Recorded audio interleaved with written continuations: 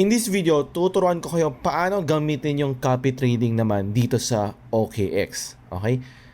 Copy trading in general, medyo mixed bag ako dito. I won't say hindi ko siya ma-recommend, pero pwede din depende kasi sa preference ng mga ibang tao yan eh. Bakit mixed bag ako sa copy trading? Sa copy trading kasi, itong mga lead traders, yung mga kokopyahin natin mga tao, majority dyan, bias din sa long, no? Bias sila. Kumbaga, bullish sila. So, effective tong copy trading if nasa bull market tayo, which is, nasa bull market nga naman tayo, no? So, probably na okay mag-copy trading ngayon. Kasi nung nag-copy trading ako before, nasa bear market tayo nun, medyo mahirap eh. Yun yung napansin ko eh. Sa mga lead trader kasi karamihan doon bias nga sa long.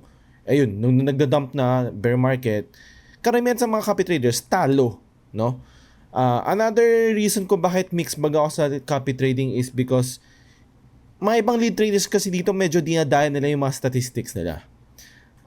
Parang kino-close nila yung portfolio nila, gagawa na lang ulit sila bago pag pumapangit yung rate nila.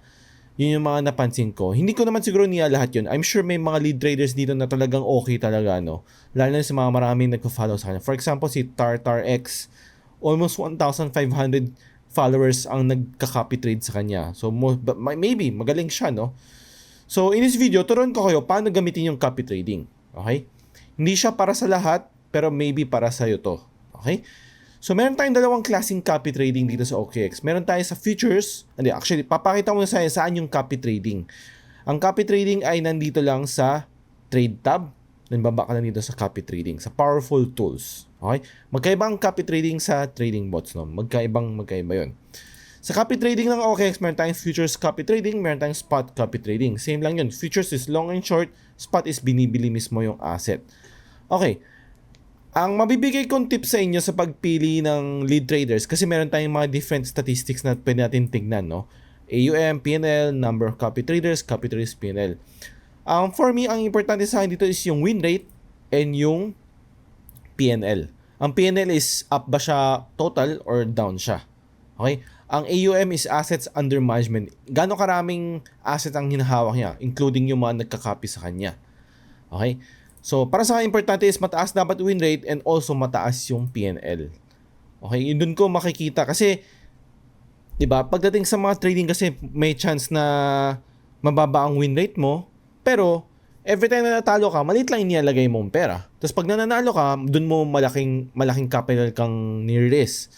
So, hindi rin ganun ka-accurate ang maging basis lang as sole basis mo lang ang win rate eh. Kasi siguro meron dyan mababang win rate, pero ang laki naman ng positive nila. Ano? Kumbaga up sila malaki. So, nakikita ko ang best combination for me is yung win rate and yung PNL, yung dalawa. Okay, so makikita mo yung win rate in PNL dito is the last 90 days. Mataas siya. And win rate niya ay mataas din. So I think yun yung magandang combination para pumili ng isang lead trader. So for example, pipili natin si 10S 3 years. 3 year. So copy lang natin. Yan, so may bagong lalabas na tab. Makikita natin lahat ng mga statistics niya. Again, do your own research. Tignan mo mabuti yung mga statistics niya. Okay ba talaga siya mag-trade or hindi? Kamusta yung mga nag-trade sa kanya? Panalo ba sila or talo sila overall? Statistics. Last 90 days, last 30 days, last 7 days. Makikita mo yan lahat. Yan, weekly PNL, makikita mo rin yan kung up ba siya itong week na to o hindi. Yan, makikita mo statistics nila. Ongoing orders, ito yung mga current open positions niya. So, sa ngayon is naka-long siya sa Bitcoin at up na I think siya ng 900 plus thousand, I believe, na floating PNL. History, mga na-close ng position and number of copy traders. Panalo ba sila? Makikita mo up naman halos lahat.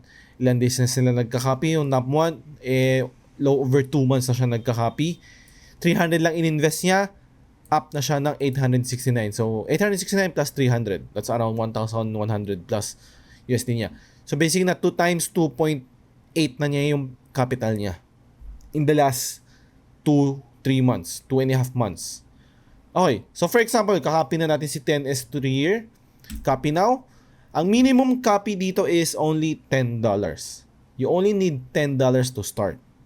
Okay? Sabi natin meron tayong $100. I think hindi naman siguro enough yung $10. Sobrang bagal no. Siguro for me, recommend ko is 100. At least 100, di ba? Para mas maganda tignan, 100, di ba? Maximum total amount, average number, average magkano ilalagay mong pera dun sa $100 mo kada open position niya. Okay? Pwedeng 10 lang. Kung marami siyang magbukas ng position, edi multiple positions yun. Di ka dapat maubusan ng pera sa paglalagay ng mga positions niya. So for example, meron tayong 100 and maximum total amount is 10 lang. So kaya natin sabayan siya kahit mag 10 positions pa siya or more. Okay? Kasi maximum naman kasi to eh. So pwedeng 5 lang maximum mo, pwedeng 50. So dalawang position lang ma-open niya. Okay? Siyempre hindi man lagi maximum yung inilalagay yung amount. Maybe 50 yung nilagay mong USDT sa maximum total amount, pero ino-open ni 10S 3 year is $25 lang. Parang ganun lang. So, okay lang. Then, advanced, ito na yung coins na gusto mong ipang-trade. Gusto mo ba isolated? Gusto mo ba gayahin yung margin mode niya? Gusto mo ba cross? Kumbaga, nasa sayo lahat ng manual control. Okay? Kung gusto mo mag-advanced settings, nasa sayo lahat ng control. Pwede ka rin maglagay ng stop loss, take profit, or cut loss. Nasa sa inyo yan. Kung down ka na ng 30%, ayaw pa rin niya mag-cut loss, pwede ka sarili mag-cut loss kung nakaset yung settings mo dito. Also, same for sa take profit. Up na siya ng 70%, 90%, nag-times 2 na siya, pero di pa rin siya nagka-close na position. Pwede ka mag-manual. Gusto mo 60% pa lang up mo, times 2.5, times 1.5 pa lang up mo, gusto mo na mag-take profit, pwede yun. So, nasa sa inyo ang control. Ang tip ko sa inyo is leave mo na lang as is, no? Hindi ko na gagalawin yung advance and gagayahin ko na lang same as trader.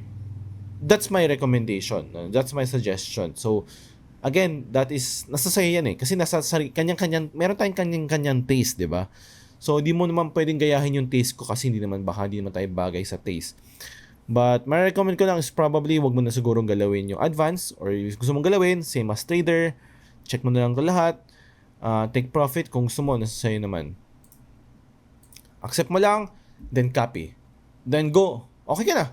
Nag-start ka na mag-copy kay 10S 3 year and antayin mo lang siya mag-open siya ng bagong position para makopya mo siya.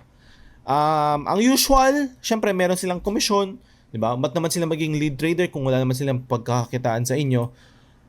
I think wala akong, based sa pag-observation ko sa copy trading na OKX, wala akong nakita kung saan yung commission rate nila. Pero ang standard kasi sa halos lahat ng mga nakita kong copy trading sa ibang platform ay 10%. Okay? So, safe to assume na 10% din ang commission nila. So, if nag-up ka ng $50, $5 ay mapupunta sa kanila. Alright? May mathematician formula chachaburetsa dyan, no? Kasi syempre 10% malaking bagay yun.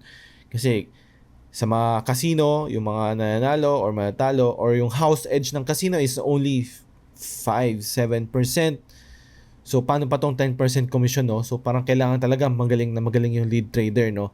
Para mabawi mo yung kinakaltas sa'yo. So may math na yan eh. Hindi ko alam yung formula dyan, hindi ko alam yung calculation dyan.